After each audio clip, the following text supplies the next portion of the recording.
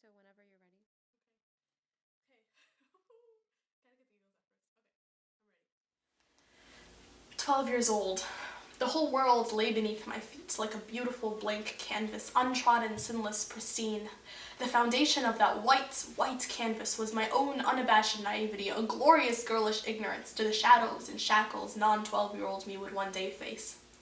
It was under that immense amount of hopefulness, paired with a beautiful dosage of romanticized Ramadan spirit, that I decided to wear this piece of cloth on top of my head.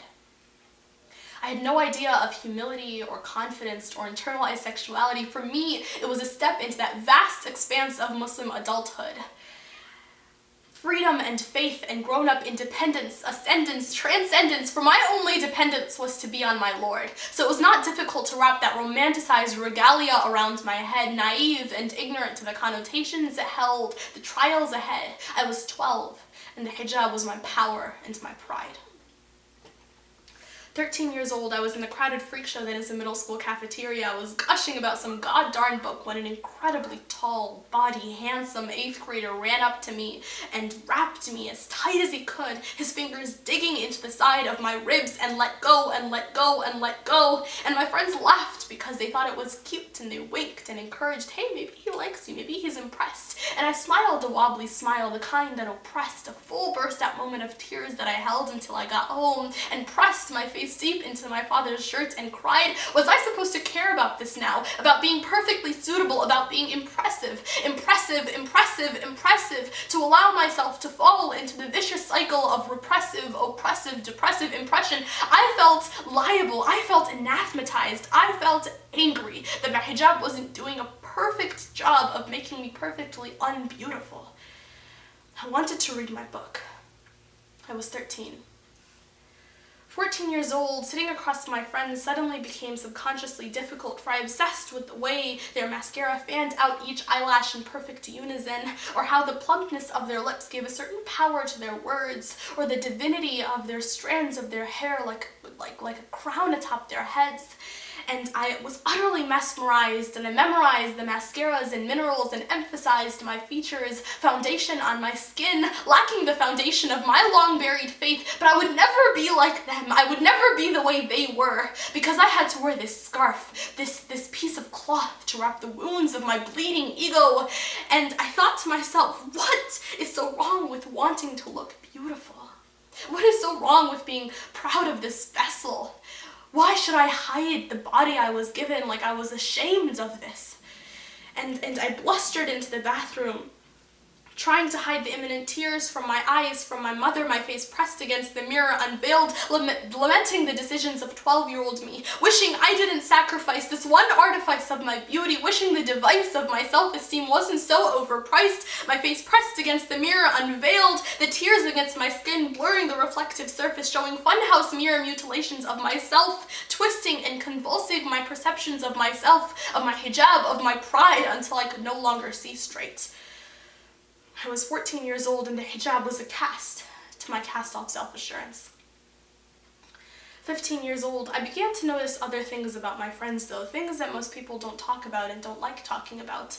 How one of my friends would kiss her boyfriend goodbye and turn around to quickly blink away tears, or how my friend's hands shook convulsively as she gripped mine, crying because someone said her butt was too small, or how my friend smiled wryly as she told me jokingly that her parents said no one would marry her because she's too fat. And this tyrannical institution of self-mutilating body image suddenly revealed itself to me in a form most ugly and hideous and dangerous, the serpentine creature of a culture we've bred, whereby the worth of a woman is determined by how many suitors she can get, or the foundation of a man's ego rests on the number of ladies he can corral into his bed, where a father, the supposed bestower of his daughter's confidence, twists her face around like a vegetable, scrutinizes her body because it is not perfectly marketable for men or for marriage, where Fair and Lovely has touched the face of more Indian women than has unapologetic, shameless acceptance, where my sisters and brothers from different backgrounds are always buried underground or on the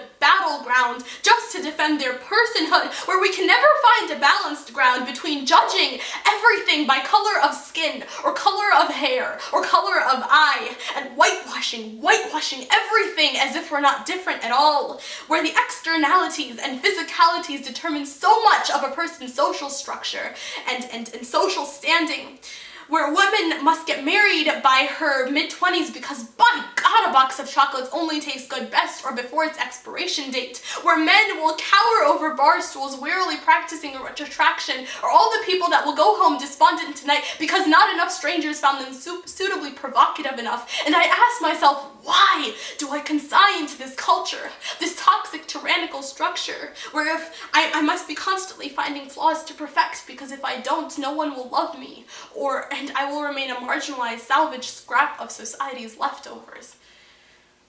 And then I realized, finally, that the hijab was the definite defiance against these arbitrary institutions. The hijab was the insignia of a Muslim woman's battle against society's surveillance and scrutiny of her body, of her beauty, of her confidence, for society will question whether I am beautiful, but my hijab already implies it.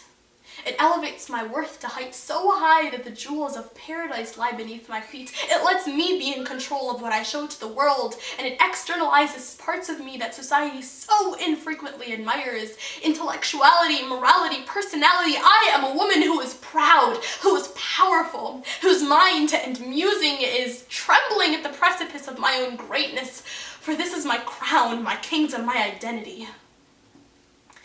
I was 16 years old. 17 years old, I am walking across the turf grass of my high school's football field. High heels digging into the mud, both my parents beaming as they grip my arms, as a loudspeaker blasts my name down into the stands, and I am standing in front of my school as they pronounce me the first Indian, Muslim, scarf-wearing homecoming queen of my high school. And I thought if there was anything I could tell 12, 13, 14, 15-year-old me, it is this. Believe in your identity. Stand by it.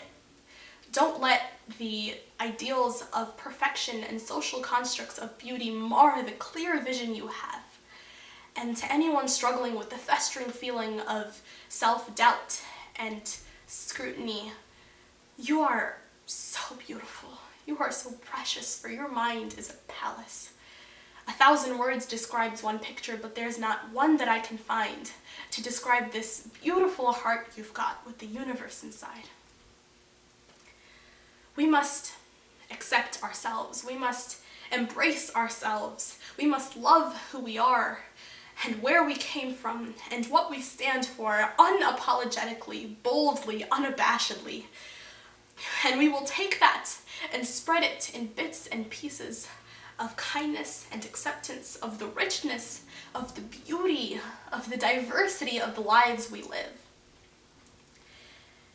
And we will love and love and love and love and love and love and hold on to one another. This hijab is a symbol of who I am. It is my symbol of my love for the world and for myself. The crowd cheered, my parents beamed, I smiled as they placed the crown on top of my head.